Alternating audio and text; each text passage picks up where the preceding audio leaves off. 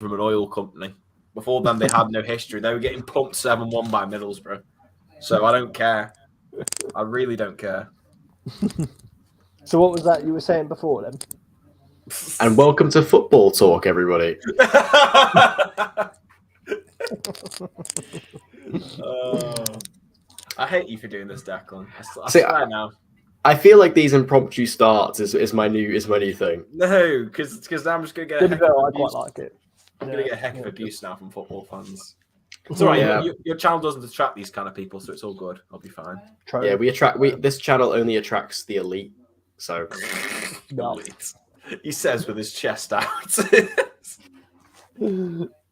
I mean, at least I haven't got the tash out today. So.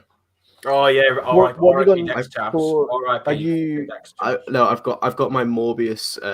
I've got my Morbius cosplay. Oh shit! I didn't even think of that. Wait, hang on. I'm getting a jumper on. Yeah, give me a sec. Yeah, you just need the contact lenses and you're sorted.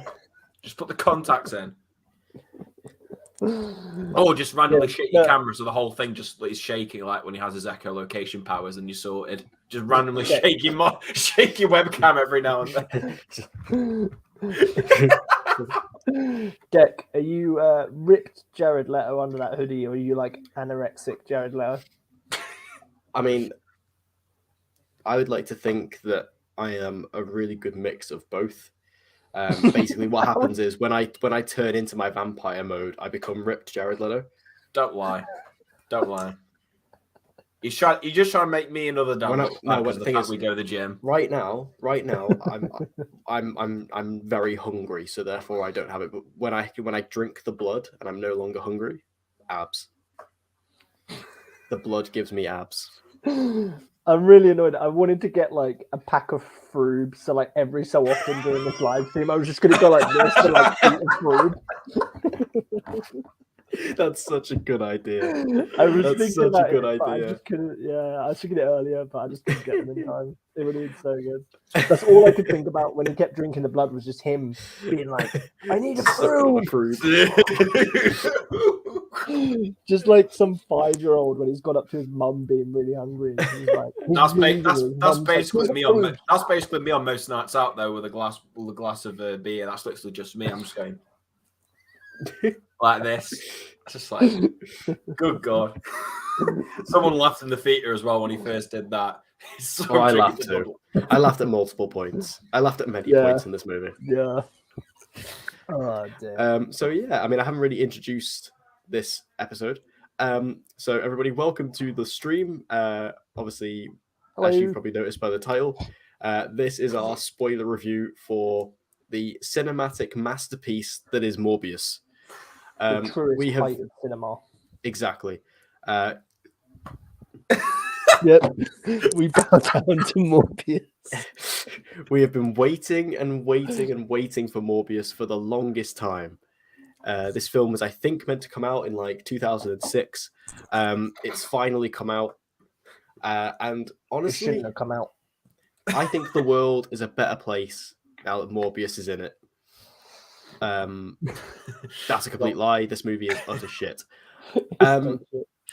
Now, what's kind of funny about this is that, you know, I think all of us going into this, we all like. There's a meme that you sent into our group chat, Dan, that just perfectly summed up exactly what everyone thought with Morbius, which is that our expectations were low. Oh yeah, but Jesus Christ, how? Like the one thing I said to both of you, and I said it on Twitter as well. I forgot how bad some movies can be sometimes.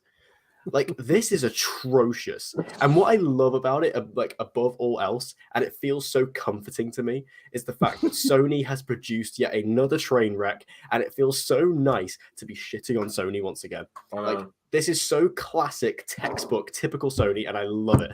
I am here for it. I am here to rip into this. I can't wait. I'm going to get my vampire claws out to rip into this film, because... It's so disappointing though, man. They made a hit with Uncharted and they give us this hot garbage that is fucking Morbius. Can I just say something about Uncharted, right? Yeah. Oh god, because... here we go. No. Right. This is a positive. Well, no, it's not. Oh. No. We don't want to hear it then. We don't want to hear it. No, hang on. Right. Right. We have just had Sonic 2, right? Sonic 2, which by the way, masterpiece. Now, in that film, we have Jim Carrey as Eggman, who has literally the most game-accurate mustache I have ever seen. It is ridiculous. Like, that mustache is insane, but it's so good. How come we can get that, but we can't get a simple tash on Mark Wahlberg for Sully? That's just Jim Carrey for you, though. The man's a legend. Anyway, I just wanted to bring that up. Anyway, this isn't about Sonic or Uncharted. And I'm taking my Morbius cosplay off because this is just annoying. Man can't even like be a vampire looking. Okay. I mean, I am pale. But anyway, Morbius, the latest Sony Marvel joint that we've been waiting for. And I guess, I mean, we've already kind of touched on it, I suppose, but what were your expectations going into Morbius? I mean, I had some, and then the studio and the director decided to just, spoil the whole movie like a week before release, and I was just like, wow, that tells me everything. Honestly, not really that fussed going into it. Like, the thing was, before a single trailer came out and we were just seeing the production stills of it, I was just like, meh. I didn't really care about it. I had no real interest in it, because the thing is, I've not been a huge fan of like the whole Sony universe with the Venom films. I can enjoy them, but they're not something that I really care all that much of seeing a franchise out of. And then even when I saw the first trailer, like outside of like the Spider-Man references that were in there, the rest of it, I was just like, meh. But then it was honestly just like the final few months just building up to when this film eventually came out. And then just all the stuff behind the scenes you were hearing in terms of like what was going on, how much of a mess it was, the stuff that wasn't in the trailers, it was not in the film, the post-credit scenes. And I just heard how much of a train wreck it was going to be. The only intrigue I had was like, surely it can't be as bad as how it sounds. And then it like you say, the meme just like summed it up completely as to my thoughts coming out. I was just, honestly, this is like what... I can't really say this is like objectively the worst comic book film I've ever seen. I think there's films you could flat out say, like, I don't know, Batman and Robin and Catwoman, you can say they are objectively worse. But I found this film so uninteresting. It was just so predictable, so by the numbers. There's nothing about it that is really that memorable. Nothing that will really stick with me, like within like any amount of time. And it just does so many things so poorly. And the thing is that I honestly think they could have made a good film out of this. There is a good film in there that you could make out of it, but the whole thing is just a train wreck. It's an absolute train wreck, and I mean, yeah, I don't know what else to say. We'll get into the points when we get there, but my God, I was just like you say, I've walked in with low expectations here, and they were just like all the way down there, all the way off camera. It was shocking. Yeah. Like, I don't know. Do you guys know when we got the first trailer for it? I think it was 5 years ago. February 2020, I think it was. I know it was right at the start of 2020. Yeah. I think it was before I was born. Was it like the same time they were starting to advertise Spider-Man as well? Like, or was it? I think it was quite a while before. Yeah, quite a while. But I'm sure it was before the pandemic. It was like a couple of months before the pandemic first hit. Yeah, so because I remember seeing it, because they were filming it in Manchester. They were filming it like and doing like some reshoots whilst I was studying in first year, because they closed off the city centre to do reshoots. So like I think it was like a waste of money. I know, and I was just like yeah. And when was it slated to come out? Was it slated to come out before 1995? 2003 alongside Daredevil. I'm gonna stop now. The thing is, though, the sad thing is, Dan would still be old enough to probably watch it then. It's actually true. Actually, I would have been 1 year old. It's all right. I would have let you in. It's tame as anything. Yeah. Yeah. Was it slated to come out before No Way Home? Originally, I think it was. Yeah. Oh, that just makes. If they'd have kept the post-credit scenes, if that was what they were going for, that would have made it even more like confusing. I don't know what the plan was with the post-credit scenes back then, but yeah. Well, that's one thing that's so obvious. I mean, we'll get to the post-credit scenes, but like they were so obviously tacked on. Yeah. That was not part of the original Literally film. just shoehorned into the end of it. Yeah, with so little thought to it. But yeah, like with my expectations, the trailers made it look cool. I think like the whole Spider-Man No Way Home thing and all the Spider-Man references and what we got in No Way Home kind of hyped me with all of the references, and there was a genuine possibility when they went to do reshoots, we could have got some sort of cameo with like maybe Garfield or something. And I was kind of like intrigued then.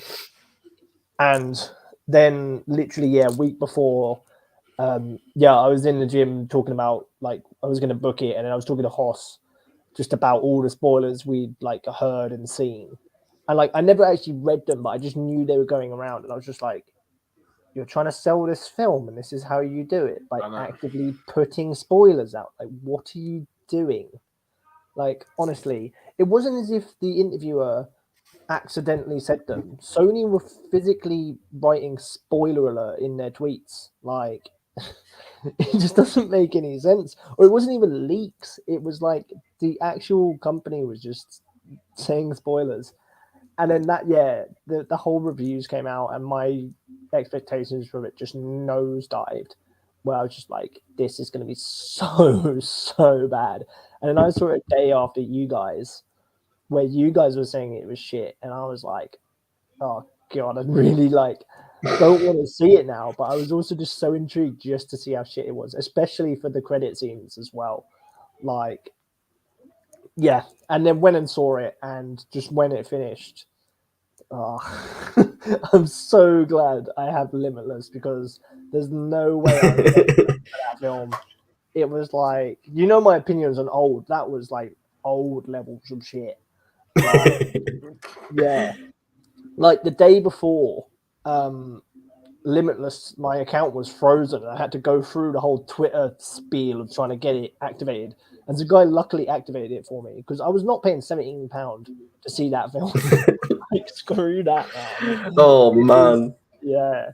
And the advertisement for this film, they're saying like a new Marvel legend is coming to the screen. It's like, yeah, not really. I think you're only getting one film, mate. Like, yeah.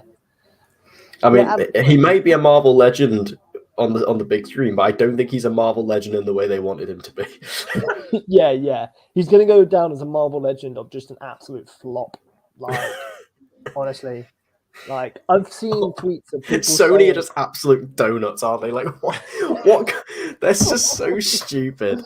It really is. The whole advertisement for this film is just terrible. We can get into that later about the whole Spider-Man references and how basically us as fans have just been completely lied to, in that they've been chopped out, which I know films have done before, but this is on an astronomical scale where it's just everything was just deleted, and then we got given this pile of shit. Like, honestly. Yeah. It's like being promised the chance to shag Margot Robbie, and you get there and it's like Susan Boyle. Like, that's my take on this film. Yep. Oh no. Oh, good God. That is not the comparison I was expecting for this review. I was about to say as well, I found the original release date for the film, so brace yourself, lads. It was supposed to originally come out in July 2020. Over a year before No Way Home. And did No Way Home get pushed back that much? I think it got pushed back from summer till December. Oh, so that was it. Bad. Yeah, so it wasn't even that bad. So it still would have come out well before No Way Home originally. Yeah. But of course, it should have, because I think the credit scenes have just made it just even more of a joke because of just how confusing and bad they were. That's honestly my favorite thing about Morbius, particularly with the reaction on the internet, is the fact that this movie is just a joke. Like, no one takes it seriously. Like, it's literally a meme. And it's so great that Sony decided to release it on April Fool's Day. Like, that is just peak incredible. I mean, here in the UK we got it on the 31st. Yeah. But I think in America it released on the Thursday. I was honestly so tempted April Fool's Day just to say this film's just actually legitimately really good. I was so tempted. I was like, do you know what? That's what I did. I can't be responsible for people losing money and then killing me afterwards. So I was like, I'm not doing it. No, I did one of those tweets where I like spaced it out, and at the bottom I was just like, "Yeah, April Fool's is fucking shit." Like, got you, woohoo! Like you didn't know.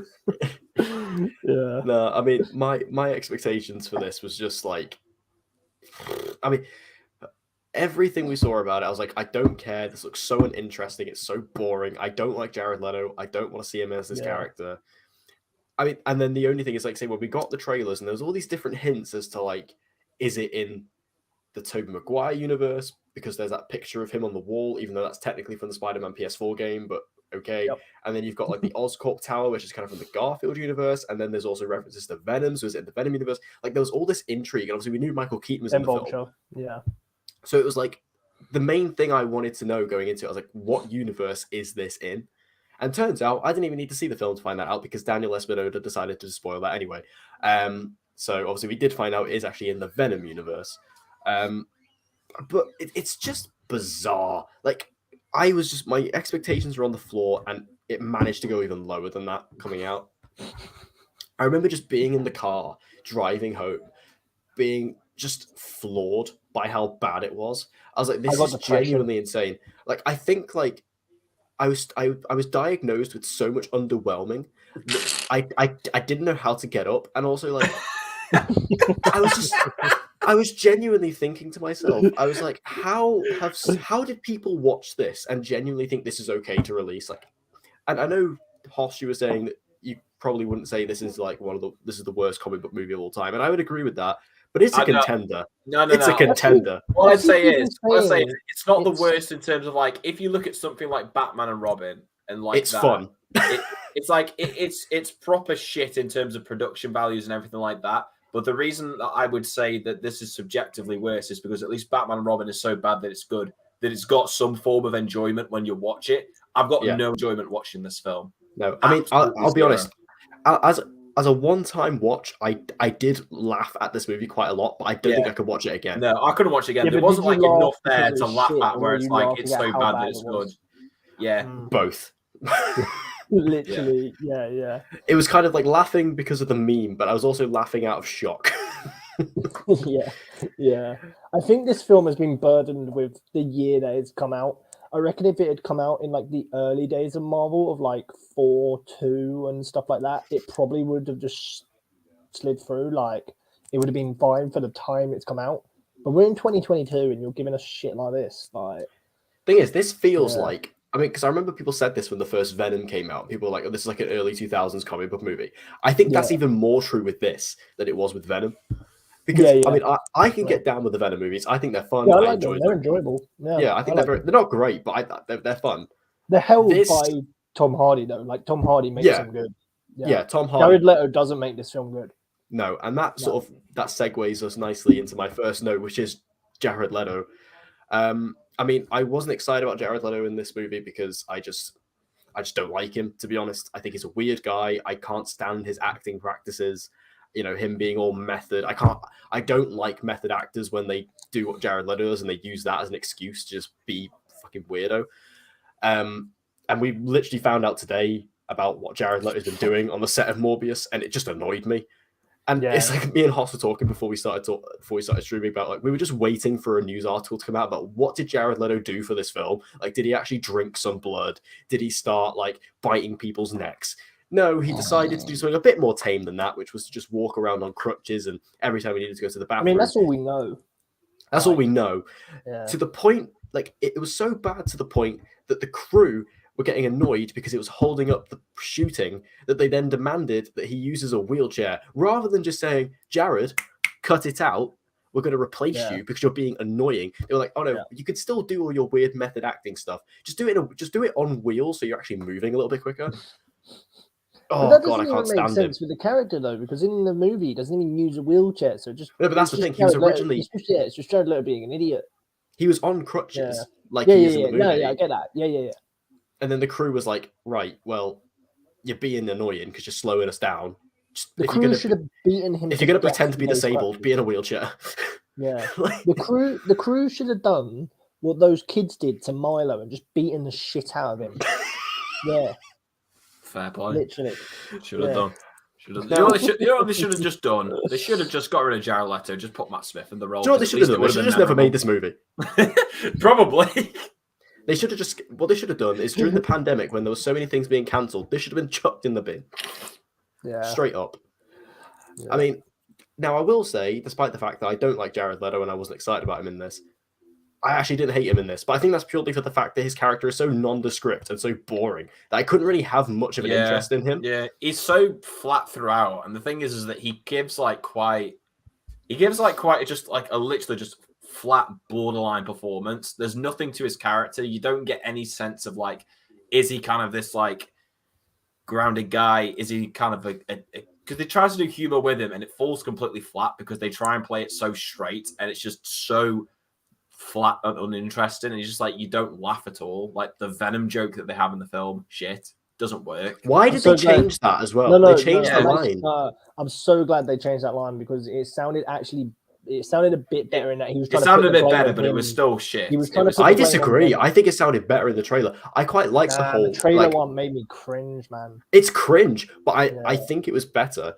I quite like the fact that he kind of plays it a bit jokey rather than being straight away just being like, oh, I'm angry, scary man. Grr. I kind of like the fact he was like, ha ha ha ha, I'm actually this guy. Either way, I don't care. It was terrible. This entire movie's terrible. It really is. But yeah, like I say, his performance is just so flat. I couldn't really get annoyed at it. Like, at least with Joker, whether you like his Joker or not, at least it was kind of interesting. Like, he did something quite different with it. Like he tried a gangster Joker and failed, but at least he tried to do something different. This is just like, literally, if someone was just gave you a blank piece of paper and like, that's your character, do that.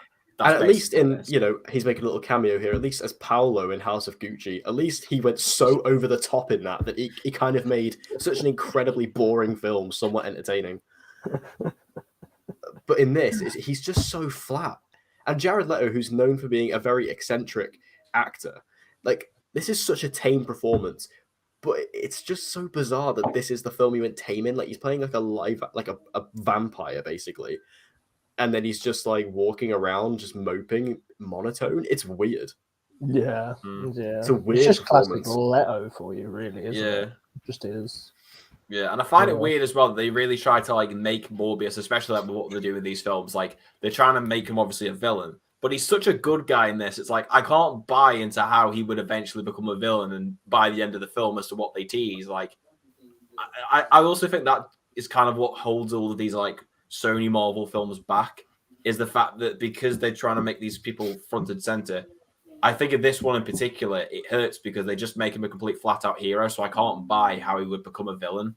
Like if his like character in kind of his, not just the way that Leto performed the role, but the writing, I think if it was more similar to the Milo character, I could buy into it far more. Like if they lean more into that anti-hero aspect, but here he's not even an anti-hero. He's literally a flat out good guy. He doesn't want to kill people.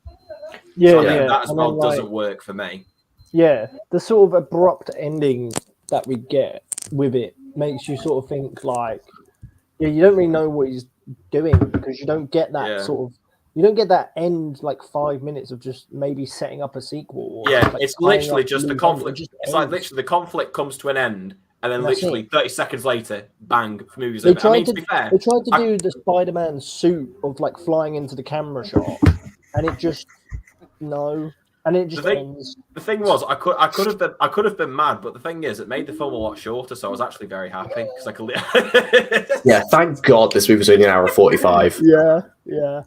But imagine if it was 2.5 hours. I would have killed myself. Mate, I would have been dead by the time we would have got the 2 hour mark. Bang.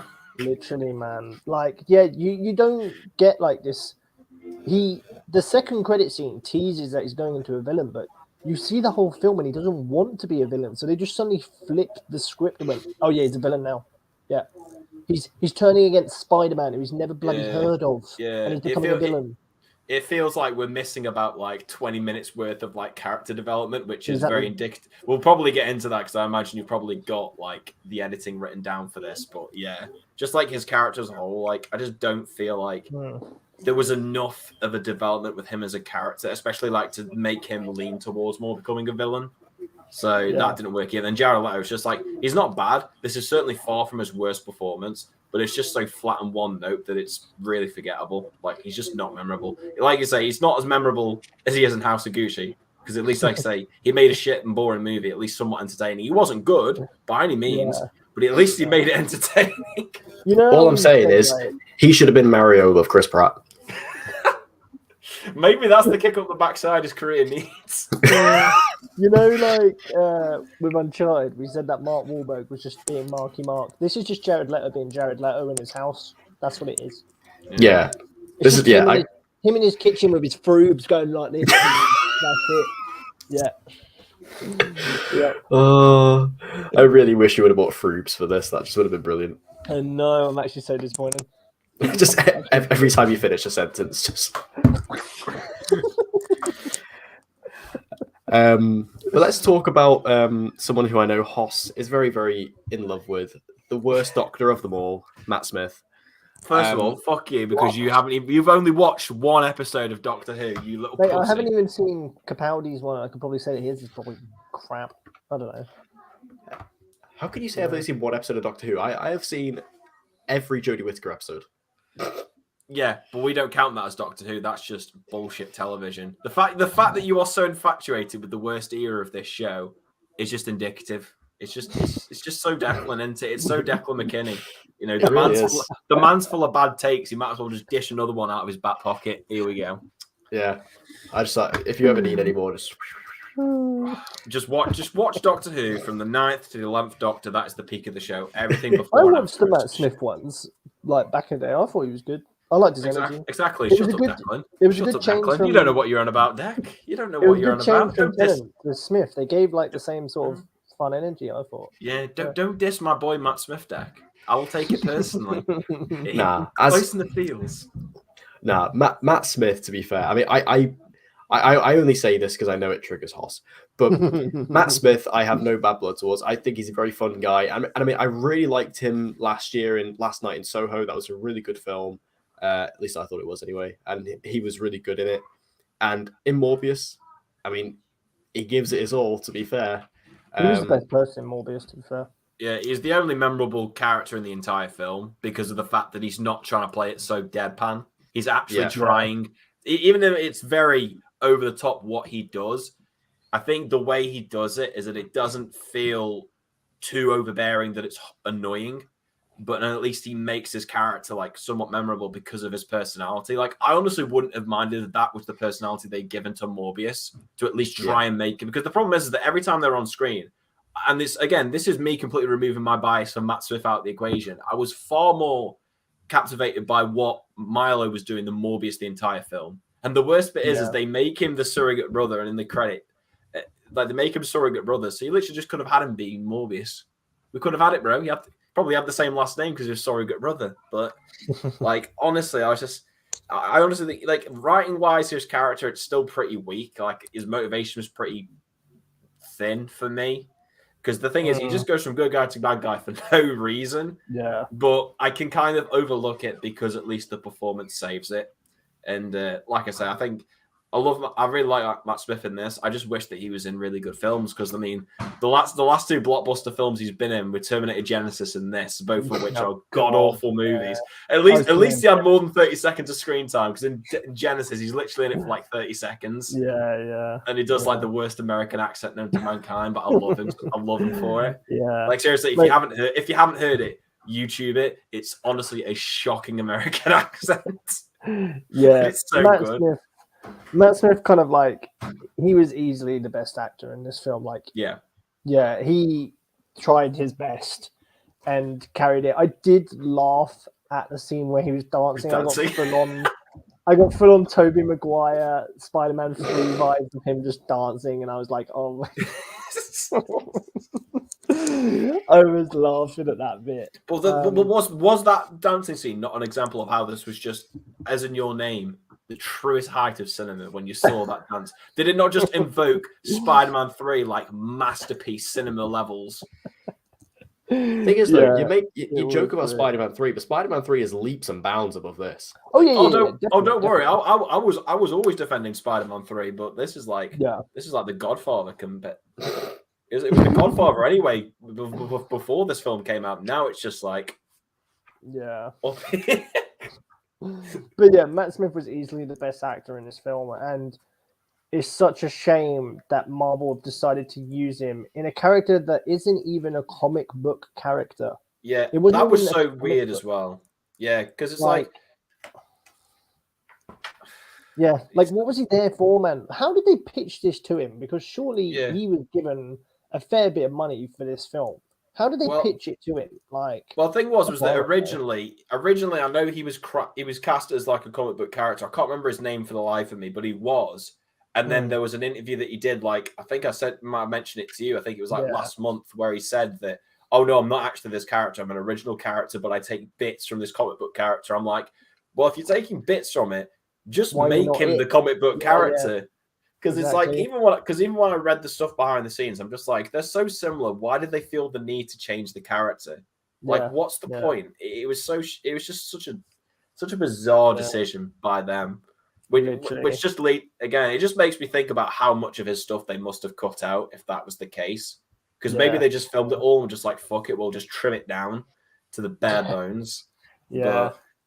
Like, he was so misused now by Marvel that I feel like he needs a bigger role in the actual MCU, and I feel like Marvel kind of owes him an apology for being like, sorry, we put you in this shit, Morbius. Would you like to now be in the MCU as this person who's an actual comic book character? Because he deserves it, man. I like Matt Smith. He played the character really well. Like, the only times he looked, it's not his fault, but there was just a lot of slow-mo in this film. So like when he's running in slow-mo. Oh, that slow-mo bit on the subway. I'm like, what the hell is with this slow-mo?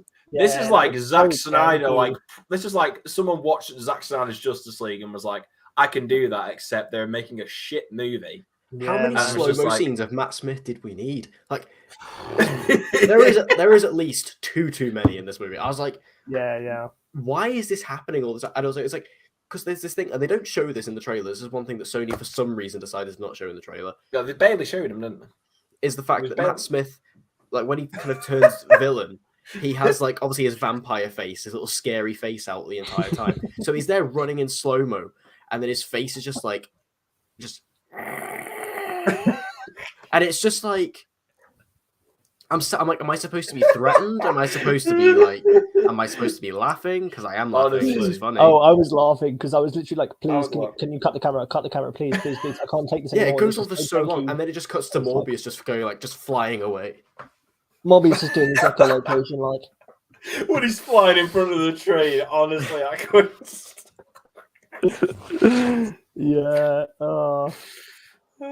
Poor Matt Smith, man. Poor Matt Smith. Yeah, he was done dirty in this. And also they kill him. They kill him off at the end. Why are we killing off all of our villains after one film? Couldn't they have just at least like kept him around?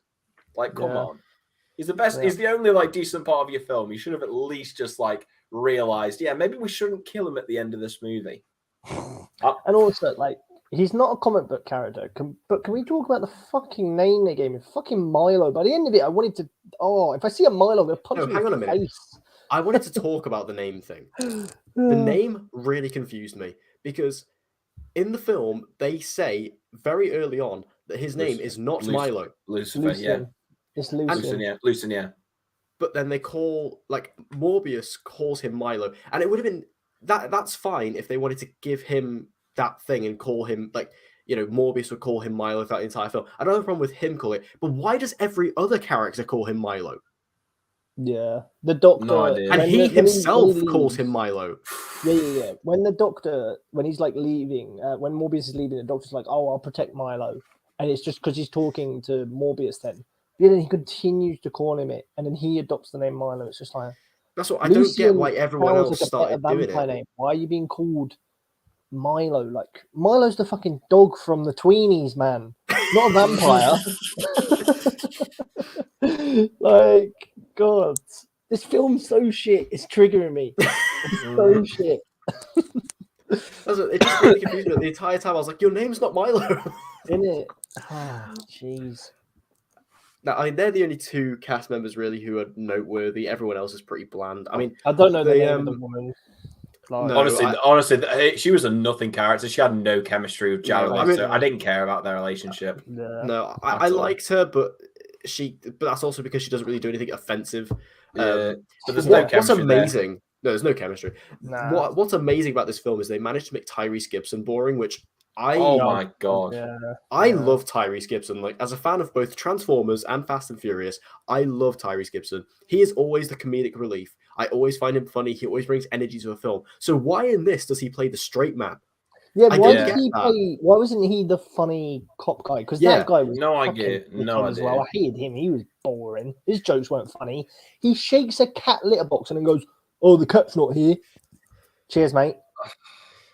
Truest Yeah, that's kite honestly, you have like cinema. these two cops. One's a straight man, one's the funny one. Cinema. Why isn't Tyrese Gibson the funny one? That's what Exactly, I didn't get. man. Yeah. It's honestly it's just such a shame. It's such a shame, man. It's such a shame.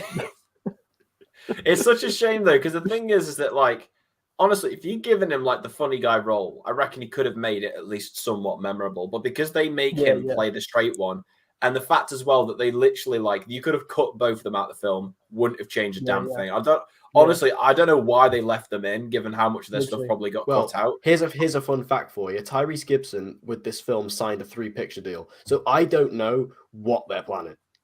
No idea. Well, the thing is that I watched the original trailer, and there's a shot in it that's not in the film, where he's got like some like mechanical device on his right arm, and he mentions in the film about how his like stuff saved him. So maybe there was something to do with that. I'm going to guess that there was more to do with that. We just didn't see it because Sony were just like, "Nah, I can't have this film being above 2 hours. Cut." Yeah. It's just like this film is such a hack job. You can see it through every scene. Like, honestly, the exposition just goes bah, bah, bah, bah, bah, and then it's like every scene is like stupidly cut. It's really weird. Honestly, I thought it was bad, but as the film got along, it got even worse. Like the back half, like you know the bit where, especially like the bit where it's like you're jumping from like houses to the apartment, and then the worst bit was when you cut from whatever I can't remember what Morbius was doing to where Milo has got his girlfriend.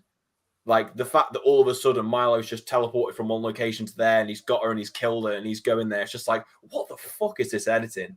Like seriously, it was just like it was so strangely structured as well, and it's like janky and the pacing is all over the place. It's like you could just see it, like with the editing, the structure, the pacing. Sony literally just looked at this, chopped it all up, stuck it back together again. Yeah, and then we just have this. It's ridiculous, and like you can just see, like you said, they clearly had a mandate to get this under 2 hours because it's just every scene is cut down to the slim possible version of itself that it could be. And it just comes across as the film being messy, overly convoluted for no reason. There's things that don't make sense. And then there's like the exposition just comes out of nowhere. It's like they're trying to shove so much information down your throat so quickly. It's like, I like the Flash TV show. We all do here. But the Flash TV show does this as well, where it just shoves so much information at you so quickly, so much scientific mumbo jumbo that you just don't think about it. And that's what this movie tries to do. And it's insane. Like, it's really badly done. I could have edited this film better. Like, from the first 2 scenes, you switch them around. So you start the film with him being at that orphanage or wherever he was with Milo. You set up him and Milo, and then Morbius says, "I'm going to save you." Then you cut to the Costa Rica scene. He does that, gets the bats, and then you carry on from there. Why did it start off with the Costa Rica scene? It made no fucking sense. It just jumped horribly, man. And that was like the only scene in the film that actually had a bit of life and color to it. Yeah.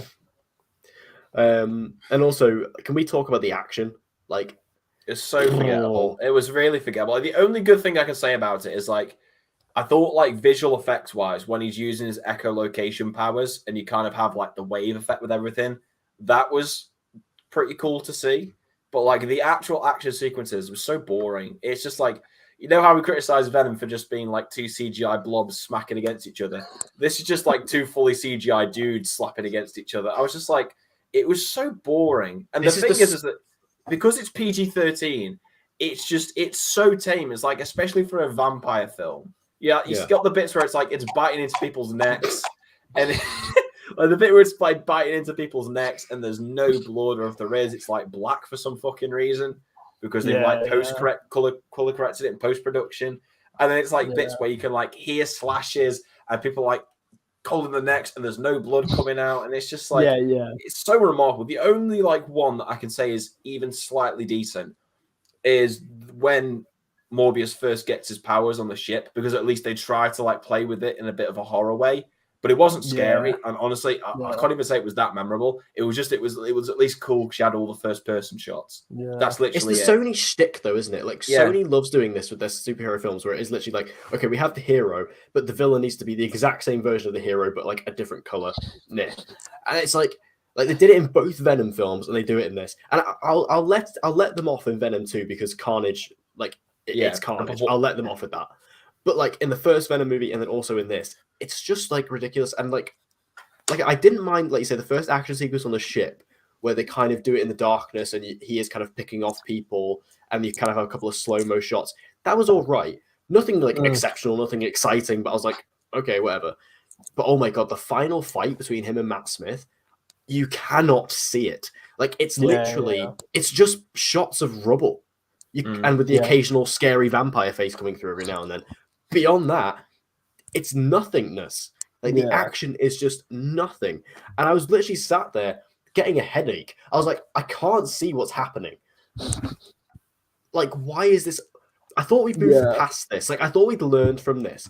Like, films used to do this all the time. I thought, particularly in the comic book genre, we had moved past this. But no, because this movie was made in 2005, it still has these action scenes. I just couldn't stand it. Like, I really...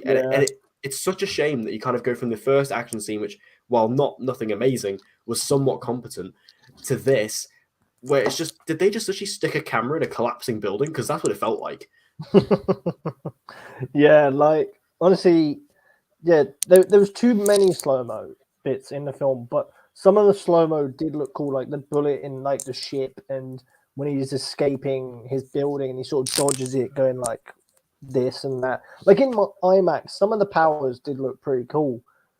But it's like the Flash obviously has like speedster villains, but they do it in a way where it looks cool, like it actually looks good. Like this was just I don't know. There's just no memorable things. Like honestly, can you pick out one good sort of scene you liked from this film? Like a memorable thing. Matt Smith dancing. That's the only thing in this film that I found that memorable.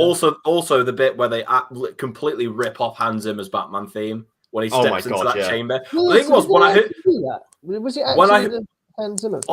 It's either that or it's literally like he's just gone copy and paste and thought, all right, copy it's the definitely. It's not the Hans Zimmer exact, but it sounds it's so like it's it. It's a LimeWire bootleg. Honestly, the thing was, when I heard it in the cinema, I was like, Spotify I was like, surely he didn't just try to rip off the Batman theme. And then thankfully someone's managed to get like a HD clip of it. I don't know how.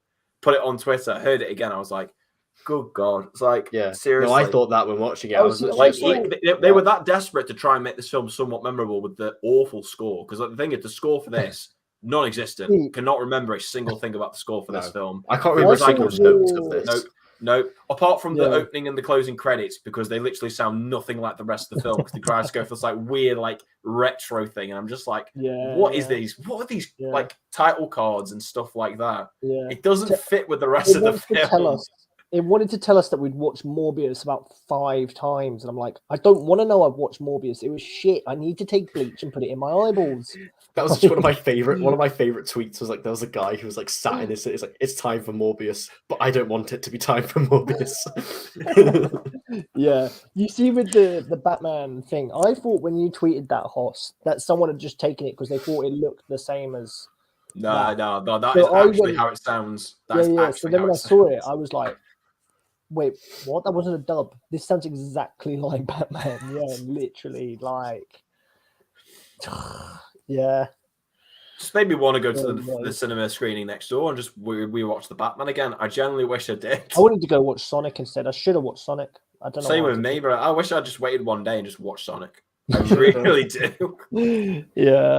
Like, just to go back on, the woman, the love interest, and how they tried to sort of do a weird version of the Amazing Spider-Man kiss between Peter and Gwen. When he like zips her skirt and spins her towards her, and he's kind of like, "Oh, close your eyes and lean in." It was just so cringe. Like that was so forced.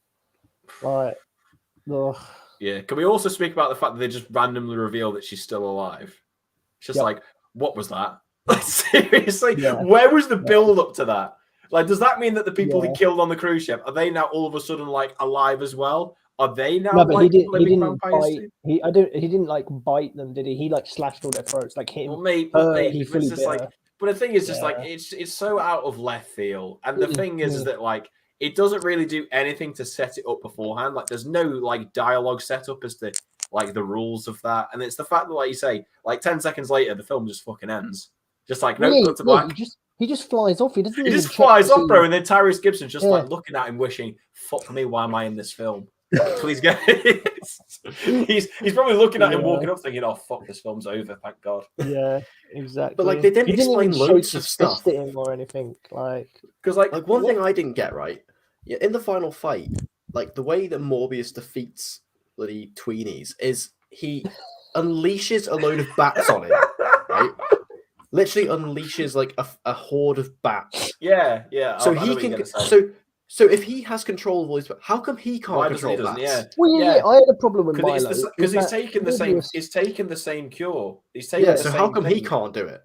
Yeah, Milo seems a lot smarter than Morbius in terms of like learning how to be a vampire, whatever. But he's so basic, really. He's just a serial killer who just sucks blood. But Morbius, I guess because Morbius is the main character, he can do all these stuff. But Milo should have had some sort of power that rivals him or something. But yeah, it kind of tries to make Morbius seem really big. But I don't know. Yeah, it's just another thing where it's just shit plot. Yeah. Deck's brain hurts. This film, the In-Betweeners in, I think it's the second film, where Simon goes like this when he's like thinking.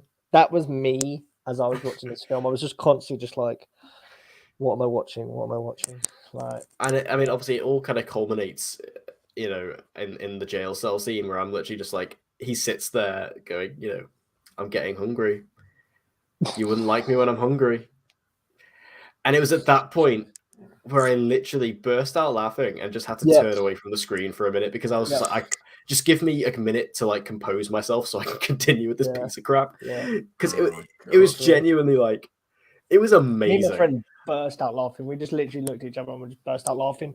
And like minutes that was the point where I was literally like, this movie has hit new lows. yeah. Literally, they ripped off the Hulk. Like, there wasn't many. We can get onto this later about it being a Marvel film, but there wasn't many Marvel references in terms of that. But yeah, it tries to rip off like a Hulk line, and it's just so cringe and so bad. And there was a guy in our screening that I think it was about 10 minutes into the film. Some people behind us were like talking, and a guy actually turned around to him and was like, "Shh, can you be quiet, please?" We're just like, I wouldn't have cared if these people talked through this film. I just didn't care. Yeah. I just what made me laugh as well is that in this screen is that at least the screen I watched it in is that no one else seemed to be laughing, and I was like, is it? I can't tell if it's because people are enjoying this or if it's because people are just so bored. Yeah. But like, I'm hoping it's the latter. Yeah. But yeah. I mean, there's a lot of other things we need to talk about, and you sort of mentioned it, so let's just kind of dive into it.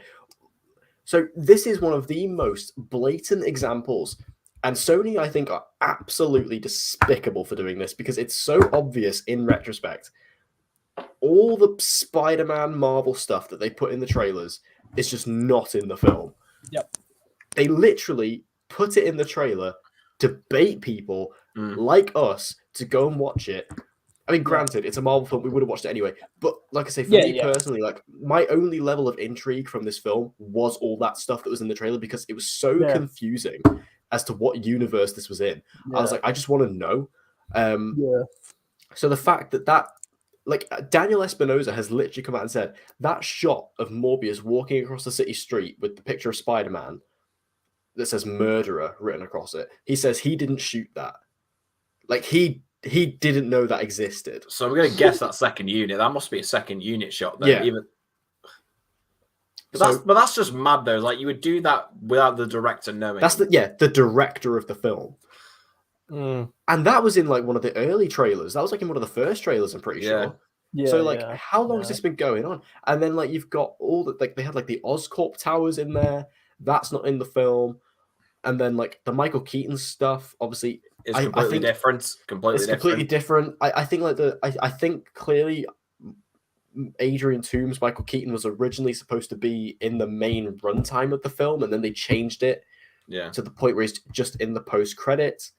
And like you say, because this film was supposed to come out before No Way Home, I'm really confused as to what his role was initially. Yeah. What were the plans? Like why was he in this universe originally? Because obviously it's kind of explained that in this he is he's basically kicked out of the MCU into this universe, which is just a really strange demotion. I would feel offended if I was Michael Keaton.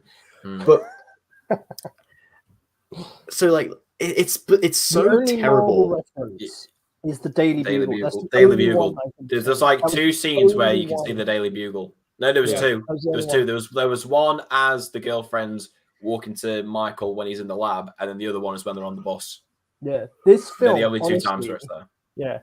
Well, Matt Smith picks one up. Matt Smith picks up a newspaper. That's the one I noticed. I noticed the one I noticed. Yeah. But like, this film would have been so much better off if it didn't have the Marvel tag to it, and it was just a vampire movie about two sort of so-called brothers that, they were like fighting to survive. If it didn't have the Marvel tag on it, I don't think it would.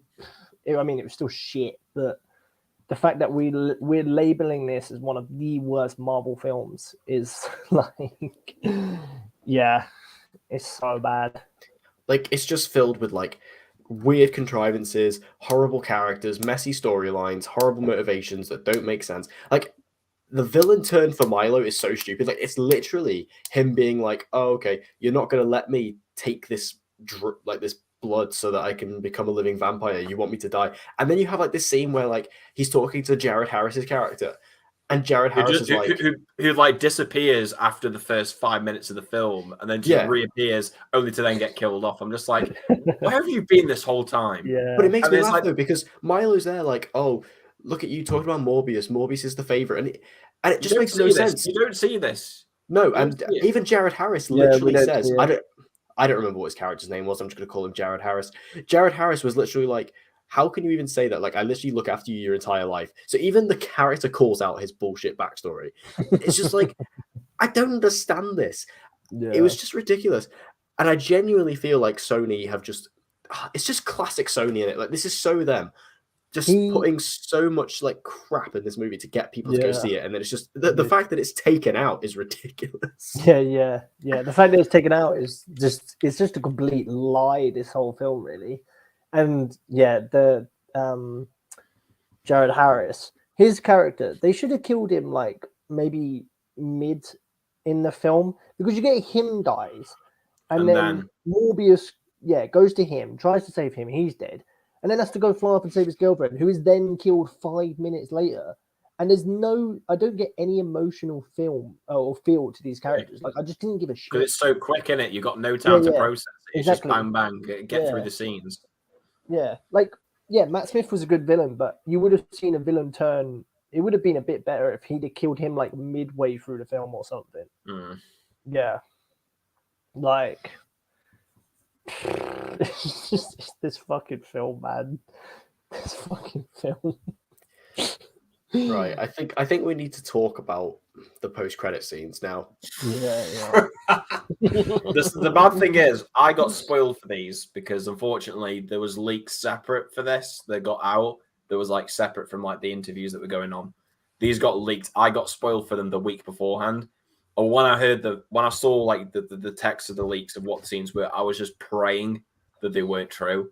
And then when I watched the film, as soon as I saw the portal open up and I saw my fucking Vulture come into his cell and he whips out that awful like attempt at comedy dialogue that makes no sense. And he's there touching his face. Like, I was just like, fuck. I'm just like, fuck me. This film got even worse somehow. It got even worse. Yeah. I mean, I just heard so much bad stuff about the post-credit scenes, and I mean, this sounds so cynical, and I mean, we've been so cynical this entire thing. But but if you remember, Dan, when Hoss sent in the message, because Hoss saw this first, we went on the same day, but you saw it a few hours. I was at work that day. You put a message in the group chat being like how terrible the post-credit scenes were, and I was just so intrigued. I was like, I am so excited to see this film, and I'm so interested now because I want to see how bad it really is. And these post-credit scenes, like, how offensive can they be? And oh my god, they pulled it out of the bag. They are not only horrendous, not only do they not make any sense, not only do they not explain anything, but also, a complete betrayal of the character. Yeah, it's just honestly, it's like, it's so stupid because it's like half the film. Like, I know it's like, first of all, one, it completely fucks up the continuity of the whole spell that was established in No Way Home, which is that you go home back to your home universe, which means Vulture shouldn't be going anywhere because Adrian Toomes is from the MCU. So why is he getting pulled over? If maybe, for example, in No Way Home, we saw other people being pulled to other dimensions, if that was established, then maybe I would let this slide. But the fact that it wasn't, and it's so clear that they've done this simply to set up a Sinister Six with an established character so they could put him in the trailer and get people to go in there and like not bother to really come up with any plausible reasons to why he's there, pisses me off. The second one being his character is completely different. This doesn't feel like the same guy. Like, if he's in another universe, the first thing he would do would be like, where's my wife and daughter? How do I get back to them? He should be freaking out about that. But instead, we have to have this awful humor that wasn't funny, that I just really was pissed off by. Like, that just made no fucking sense. And then you get into the... Go on, Dan. Go on. What was... the explanation why he gets let out of prison is because Adrian Toomes on that universe wasn't in prison, so they were like, "How the hell did you get here?" So let him out. Well, I think they say that he doesn't he didn't exist. Yeah. So they had no charges against him, which I mean, I guess makes sense, but like, also again, it's just like, it's such a weird thing for them to have to explain because of the weird situation that they wrote themselves into. Like, it's their own fault. Yeah, and like, surely as well, like, he's all like, "Oh, Spider-Man did this, let's make a team." But surely he's only going to be there, like, I don't know how long or how many days No Way Home actually took place during. But surely he's not there long, and he's probably just going to zip away anyway. Like, Plus the thing is that in No Way Home, he will still, even after No Way Home, he would still remember that Spider-Man saved him at the end of Homecoming. He would still remember that he saved his life, because even though he doesn't remember Peter, he will remember that Spider-Man did that. And the film establishes that he doesn't have a grudge against Spider-Man. So I find that really strange as well, that all of a sudden now he's just completely gone against that. And it's like, now I want to kill Spider-Man. And then you explained it, I know you said earlier, Dan, like the whole thing with how he builds the suit. There's no setup or reason how he does it. Yeah. It's so strange. And then, like you say, you watch the final one, and it's like, it's so clear that they just had Michael Keaton in an ADR booth spouting out his lines. Like him, though. No, it's so stupid. And I honestly wouldn't be shocked if it was an impressionist. Neither would I. And then they just use like a little voice filter to like mimic him behind a mask just to try and disguise it more. Because the suit is weird. I mean, I didn't really get a good look at the suit because for some reason in my screen the cinema turned the lights on for both the post-credit scenes. Same with mine. Mine got they saved you, mate. They saved you. So I couldn't really see the suit the whole film. Yeah, all I could see was like the Iron Man blasters on his hands that he's got, which just looked really stupid. Like, why do you need them? You've got wings, bro. You've got wings. Yeah. I was also like, how did he go about building this suit? Like, in Homecoming, it's established that he works with the Tinkerer. Yeah, not only Chitauri tech, but he works with the Tinkerer as well. Yeah, because he got them to make it for him. So why all of a sudden does he now just have the ability to make a suit? Because it's not like he's been out there learning and crafting his skills. He's been stuck in a prison. So I've seen a theory that the suit that he wears is the same suit that appears at the end of the Amazing Spider-Man 2. Nah, it's a different. That's just not true. That's nowhere near. It's nowhere near the same suit. It's just not true. Because you see that guy in the black suit walk past him at the end of Main Spider-Man 2, and it's literally like the same height as him. That thing is massive, so that immediately can get thrown out of the window. Yeah. The whole Adrian Toomes, like the fact that 2 credit scenes featured the same character in both and wasn't a completely different character in the second one. It was like, oh, here's Adrian Toomes, show a bit of credits. Oh, here he is again. Like, again, they could have done it better if they put in the original scene of where he says like, "Oh, what's up, Doc? We should take each other's number or whatever it was. Keep in touch." Have that somewhere in the film, and then the credit scene is him breaking out, and then they meet up type thing. It's still shit, but just the fact that you got 2. At least you establish it, Yeah, you establish it a little bit, and you go, "All right, okay." Because the problem is that if you show this to a casual person who's not seen No Way Home, they're gonna have no idea what the hell's going on. They're not gonna know who this character is. They don't know what this portal is. Like, if they bothered to even like try and address that within the runtime, I think that would have made it a bit more passable. I think the whole way you could have avoided this is if you simply had the Adrian Toomes that is in this film, like being like, this is like the Adrian Toomes of this universe, and you don't try and bring in the MCU one. If you'd literally done that, and like, so that way you could be like, okay, this is a completely different Adrian Toomes, he's got a different backstory, then I can get by it. But instead, they've completely destroyed a character. They've given a middle finger to Disney and the MCU because now this character is probably never going to go back to there. So now they've lost that character.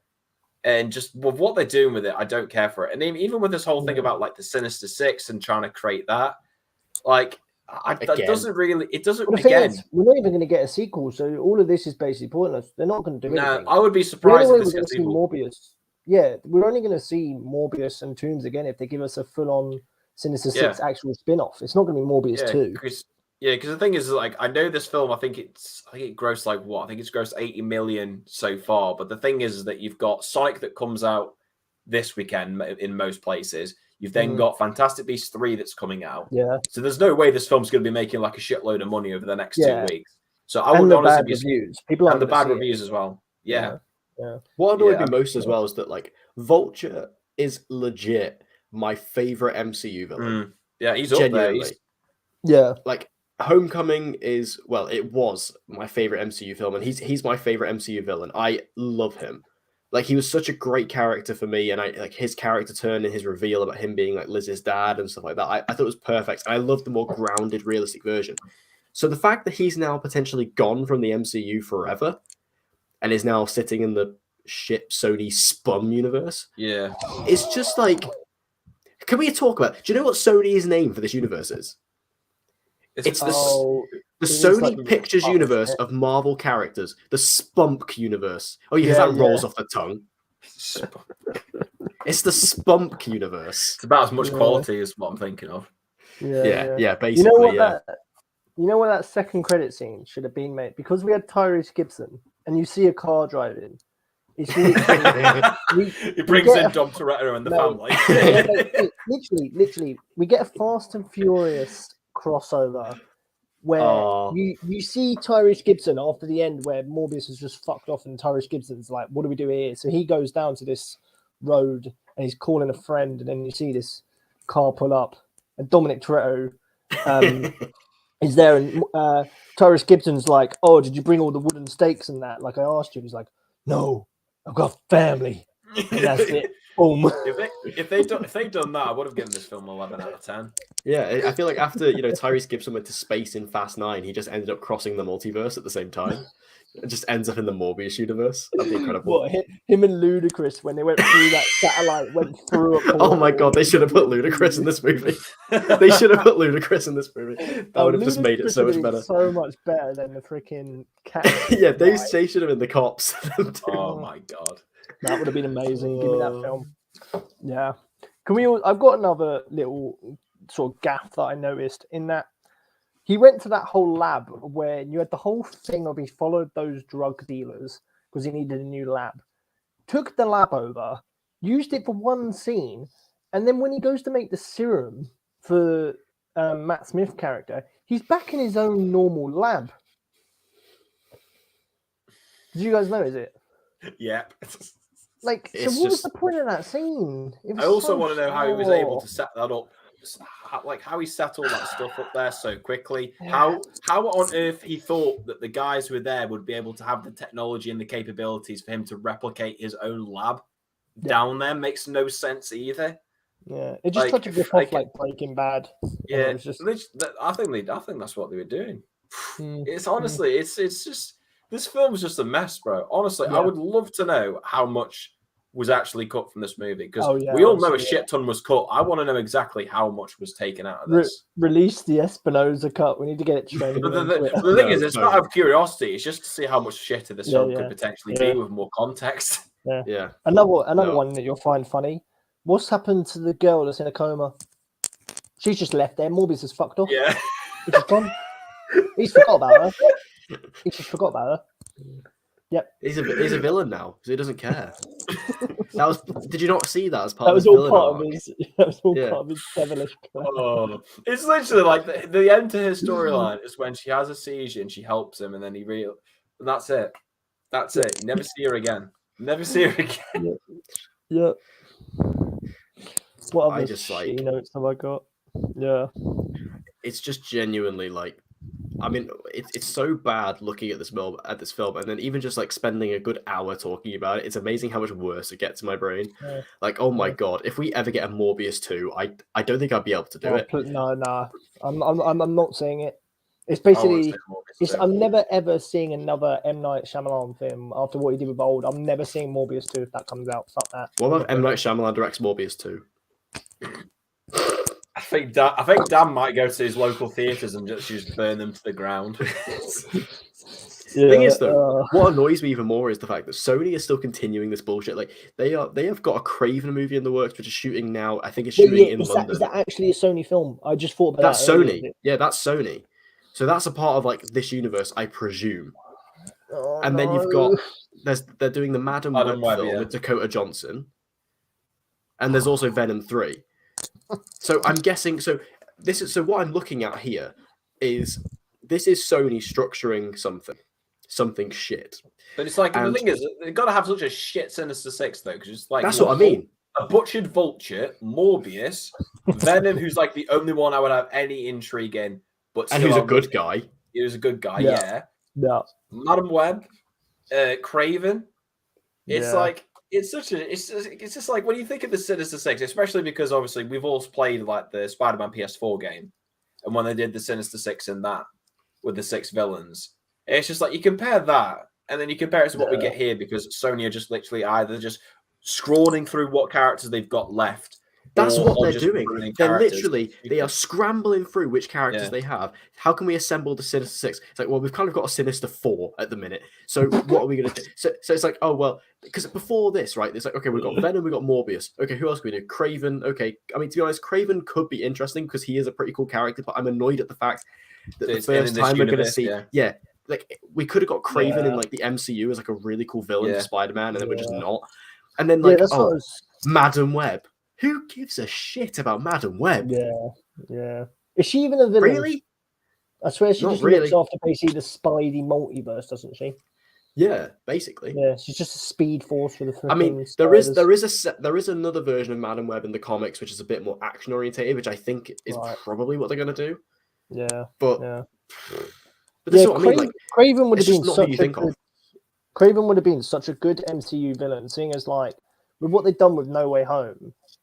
In that Peter's basically already fought Green Goblin. Like we probably will get an MCU Green Goblin. They've got to do it.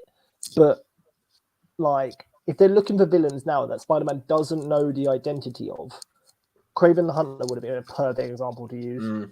Like, I mean, Tom Holland has said like he's literally said that when they were talking about No Way Home and all the big ambitious ideas for it, he said if they couldn't have got that to work, they were going to do Kraven. Like that was the villain that they sort of spoke about. And I think, like I've said this before, like the reason why I love the MCU Spider-Man films is because they always have had fresh, original villains that we've not seen before, like Vulture, like Mysterio, and I want them to continue that. Like I would love to see Kraven. I would also they set up like where's Scorpion at? Like bring Scorpion back. Like Michael Mando as Scorpion. Like yes, please. Stuff like that. Yeah. I mean, don't get me wrong. I think Kraven, the film, it's shooting right now with Aaron Taylor Johnson. It could be interesting. But again, it's just it's shame. It's a shame that it's in this universe, like because it's probably going to be shit. Yeah, and it's got Aaron Taylor Johnson in it. It's just going to be basically the Matt Smith, where he's going to have to try and carry the film. Yeah, he's going to carry a film on his back, and and that's the thing. Aaron Taylor Johnson's a good actor, and like he's a very fun, charismatic actor, and he's just going to have to try and make this work. And again, they're going to make Craven like just again a good guy. I mean, Craven's a bit more an anti-hero, but again, it's just weird. They're taking all these characters who are villains, but they're making them the main characters, so you kind of have to make them more relatable. So it's like, okay, we're gonna make him a good guy, but you don't have to do that because we had Joker, and look how good Joker was. Like, Joker was literally a villain origin story where he was literally horrible. He ends the movie by shooting Robert De Niro. Like, that's literally perfect. You can do that. I mean, I know that movie was especially kind of grim and dark, but you can do that. Like, it's proven that you can. You don't have to take your villain characters and turn them into heroes. And they can't even say that like they're trying to do it for like to make the film successful, because Joker made $1 billion. Like, it's the most successful R-rated film ever in the box office. And like, he's definitely not a good guy. So like, I don't see why they're trying to use like even saying that it's financial reasons. That's why we're trying to make these guys heroes. Doesn't really make a lick of sense, because that completely goes against it. Like, there's proof now that people will go and see that, even if you slap a 15 certificate on there. Now, granted, because of it being Joker, that's probably giving it a bit of leeway, but still, the proof is there.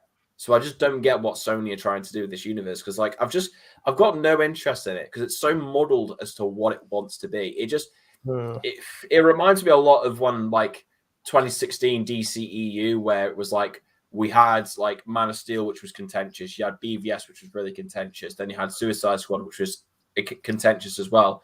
And everyone's just like so blasé about the whole thing as to what's going to happen, where it's going to go. That's the exact feeling I've got right now with this, but even more so because it's like there's nothing coming up in the future that honestly I can look at and think, yeah, do you know what? This could actually be really decent. This might save it. This might make me like care about it a bit more. There's nothing here to say that.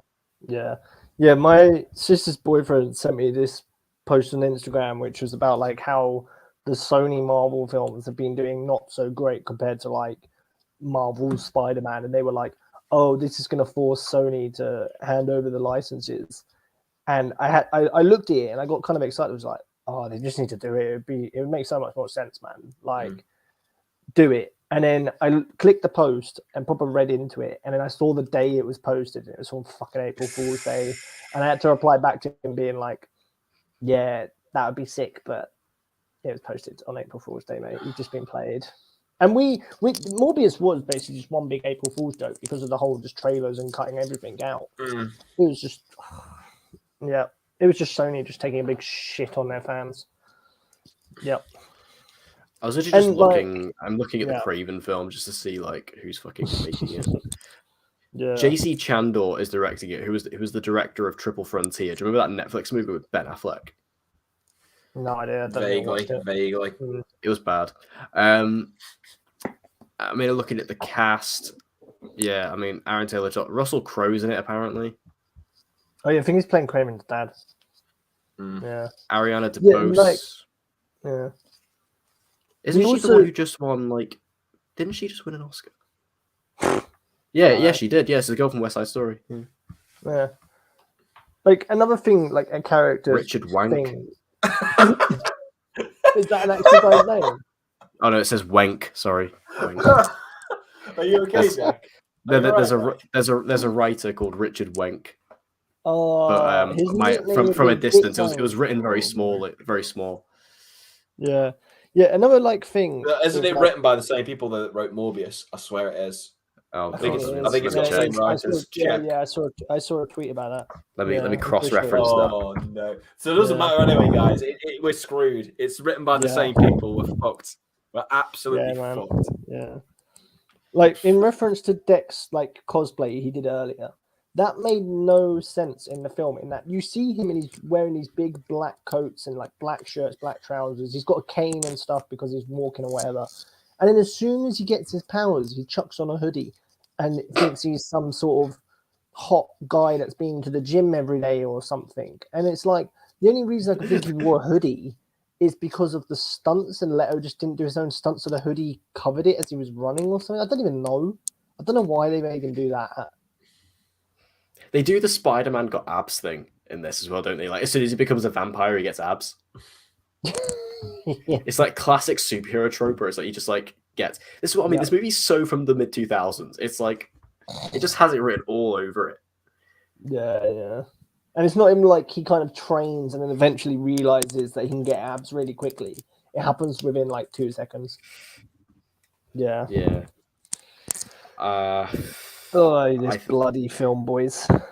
Yeah, I think I've reached the end of my tether with this, to be honest. Yeah, I think I've gone through all of my notes. Just absolute shit.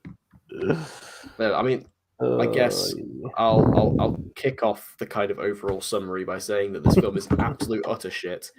It's genuinely worse than you think it's gonna be. Don't see it. I don't even think you did a spoiler warning. And who the fuck cares anyway? There's no point because Daniel Espinosa doesn't care. Sony doesn't care about spoilers, so I'm not gonna care. Yeah, true. Like literally, if your studio and your director is going out there and spoiling the film on social media, and that just proves that Sony knew how terrible this was. Not only did they not release the review embargo until the day before, but they also used the director spoiling it as a literal marketing tactic to get people more interested in the film. Jesus Christ. Genuinely shocking. Honestly. Like, abysmal. But the thing is, not that surprising given it's Sony. It's like, I'm pissed off, but I'm not surprised. Yep.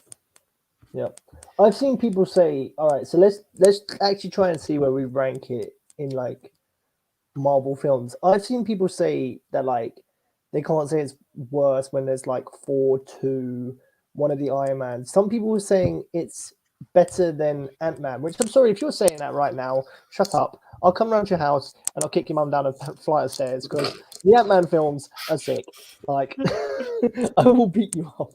Look, I mean, I've said this many times before. I'm not the biggest lover of Ant-Man and the Wasp. I don't like it that much. I'd watch that over this any day of the week. Yeah, literally. Yeah. Because Paul Rudd, and I'm just because of Paul Rudd. That's literally it. Like honestly, I would go as far as to say this is probably like in terms of like proper theatrical released Marvel films. I would probably say this is the worst because the thing is like the only other ones. It's in, man. Because the thing is like, the only other ones. Because the thing is like. Thor: Dark World, at least you've got the back and forth between, Thor and Loki. That is what saves that movie. That's the only bit of the film that you find enjoyable. Because that's got another previous Doctor Who in it. And even I don't think he's good in that film. Yeah. Like, not like Matt Smith in here where he's trying. Like, he's just shit in that film. But at least that's got that to save it. Save it. Like you say, the Ant-Man films, I would rather watch than this, even though I'm not a big fan of those films. And I'm trying to like think of any other like Marvel films that were particularly they're actually shit. like done well. They're not done like crappy. And when I think, it's like when I'm trying to think back to like other Marvel films, the only one that I could maybe say is worse than this is Fant4stic. That's the only one that I can maybe say is worse. I think it's probably similar level because to be honest with you, that film is shit as well. Yeah. I really don't like that film either. I'd say it's similar because level, but... at least Fant4stic had. To be honest, I think Fant4stic. There's a good movie in there somewhere. There is a good movie in there, but like beneath everything that happened and all the behind the scenes drama with Josh Trank and but the thing is involved. There's some good ideas in there. I mean, when you say it like that, at least it's got like the dramatic behind the scenes story to make it interesting. Like that. Yeah. I mean, there's some good stuff in that film. Like, I genuinely think the casting's quite good. Like, it's quite interestingly done. I quite like the way they did the powers and the origin. I quite like the body horror stuff. Like, there's a good movie somewhere in there. And like, the thing is, we've seen Josh Trank before. He can do good stuff. I mean, he did go and make Capone after that, which was also terrible. But he made Chronicle. Chronicle's great. Like, Chronicle's really good. I love that film, man. I love that film. That's so good. Yeah, there's a good movie in Fant4stic somewhere. It just got buried. Yeah. Whereas with this, like, I don't think there was a good movie anywhere in this at any point. Like, there literally isn't, man. There's not a good memorable moment. There's not one. And this movie moment feels so by the numbers as well. Like, I genuinely feel bad for Daniel Espinosa because I don't blame him for this. I think this is Sony through and through. I think this movie was made by Sony, and he was just told to direct it. Yeah, 100%, 100%. Yeah, like, yeah. There's not even one memorable moment that, like, afterwards I would like try to find it on YouTube or something like that. There's literally nothing. Yeah, like. I genuinely have respect for Daniel Espinosa for this as well, because I think he could very easily kind of come out about this film and kind of turn it nasty, especially when he was talking about how, you know, all this stuff about like that shot with him in Spider-Man is like, he didn't even know about it.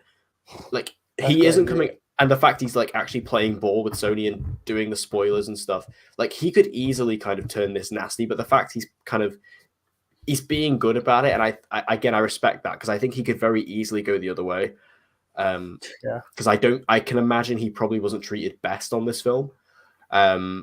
So honestly, respect to the man, honestly. Yeah, made a shit movie, but we talk about Deck. Can you just talk about Tyrese Gibson and Martin Scorsese? That is the funniest that made me thing, laugh. It's so good. That's the funniest thing about this film. Like,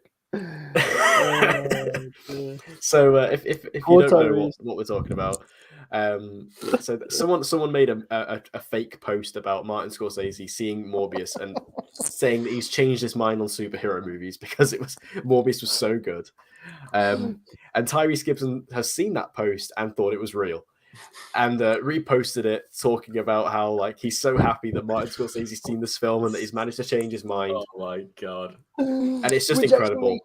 Bless him. Bless his little cotton socks. Tyrese Gibson actually enjoyed making this film then. Like, I honestly reckon he did. I honestly reckon he did.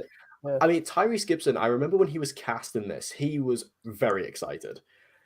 And Tyrese Gibson honestly strikes me as the sort of guy who, he honestly seems like a really nice guy to me. And he strikes me as the sort of person who would just be excited about being in anything. Yeah. So honestly, good for him. You go, girl. But yeah, Morbius, the truest height of cinema. Go out there right now, go see it again, then see it another time, and then if you've got more time in your day, just go see it again. See it as many times in a day as you possibly can. Coming from the guy that's never going to watch it again. Yep.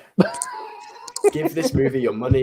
It deserves it. It needs it. Cinemas are dying right now. Go see Morbius. Take my money. No, honestly, like, do not waste your time with this. I mean, I know it's intriguing to find out how bad this is, but it's honestly, like, unless you're like a diehard Marvel fan and like you're, you know, guys like us, you know, you're gonna see it anyway. Go to bflix.com, go to the search bar, type in Morbius, pirate this film, and don't worry about the quality because it doesn't matter. Yep. Like, instead of going to see this, go watch Sonic 2. Go watch, like, literally, honestly, any other movie that's out right now. Go watch any other film than this, because it's awful. Wait till this film is available on an aeroplane, just as Martin Scorsese intended it to be seen on an aeroplane screen. Yes. Or watch it on your Nintendo 3DS or something like that. Yeah. Watch it on your Shrek TV. That's what it deserves. But honestly, like, there's so much other stuff you can watch right now.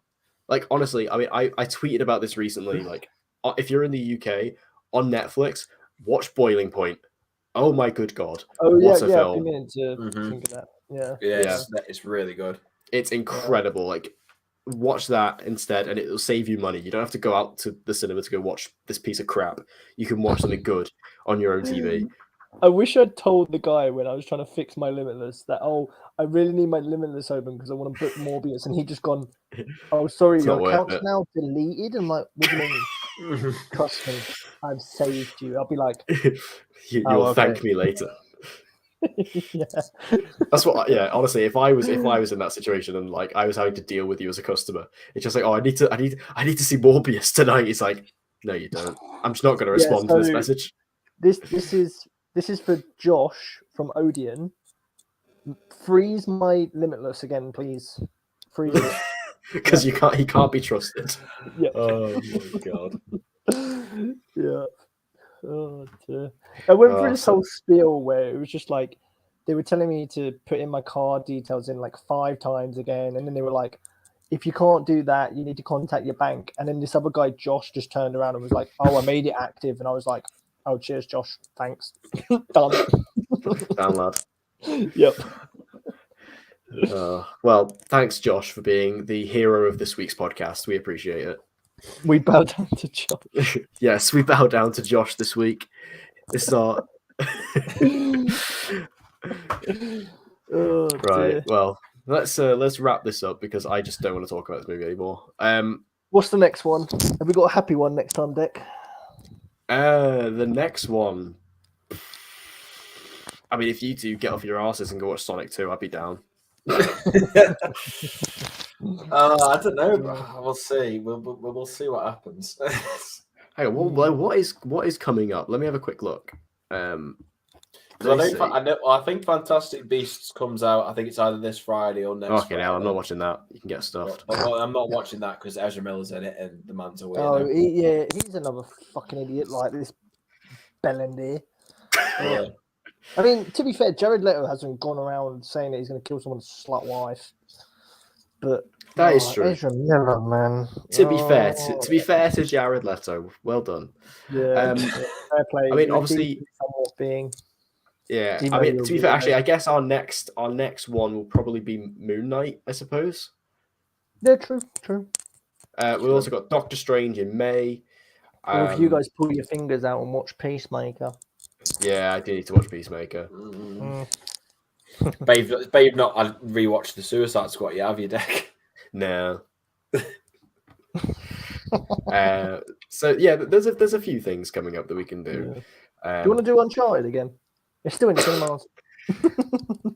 I mean, I should go see it again before it goes because I actually do want to. I do want to. I need me a bit of Marky Mark to cheer me up after this shit show. Marky Mark should have been Morbius. Just saying. Yes, that would have been amazing. Yep. Hey, you wouldn't like me when I'm hungry. Can we have a Marky Mark film in the same vein as this Nicolas Cage one that's coming out in a few weeks' time? Please. Honestly, I didn't know that film existed until the trailer popped up when I was watching Morbius. It looks good. That looks fun. I was so the whole 5 people that were in the cinema with me were just so perplexed by the whole thing, and I was like, "This is cinema. This is cinema." I want to see the one with Channing Tatum and Sandra Bullock. That one actually looks. That looks fun too. Yeah, that looks better than it has any right to be be honest. Yeah. But yeah, anyway, clearly we're not interested in Morbius because we're talking about the Lost City of D. How many fruits are we giving it out of 10? I get this gets a flat, empty froob out of 10. This is a soggy, flaccid froob. This gets a froob that I've left in my lunchbox since year 2. Yep. And it's just all spilled out, and it's just gross and horrible. Yep. I'm going to give it a froob that's as ugly as Matt Smith's CGI face out of 10. Because honestly, the CGI whenever he turned into a vampire is fucking atrocious. Yeah, I give it a Newcastle versus Spurs. Basically, it's shit. Yeah. Is that a 5 or a 1 out of 10? Probably a 1 because it was your team that scored. It was a 1. So make sure you let us know in the comment section below how many froobs do you give this movie. That is our new rating system. I think I'm going to note that down. We're gonna make this a thing now. How many froobs? I'll have froobs next week or next one. Yeah, bring some froobs next time. Honor thy froob. There's the channel name, mate. It's Honor thy froob. Honor thy froob. Yeah. I don't think I'll be able to get away with that with licensing, but yeah, sure. Froobs, if you want to sponsor us, please. Yeah, we're sponsored by Froobs. We're the official podcast of Froobs. I'll take a lifetime supply of Froobs. Do you remember when you used to be able to put them in your freezer and you could like freeze them into like a little ice pop? Banging. Oh, I remember those days. They were the good days, man. What has this turned into? We're talking about fucking fruit. This is one of thy fruits, mate. It's more entertaining than the film. It's related it's related to Morbius because man drinks blood like a froob, so it's okay. Honestly, I agree. Bring back those days, not the Morbius days. I want the froob days. Yeah. So everybody in the comments, hashtag honor thy froob. We're gonna make it happen in 2022. And with that said, I think that's the place to end it. Yeah. So we'll see you guys in the next one.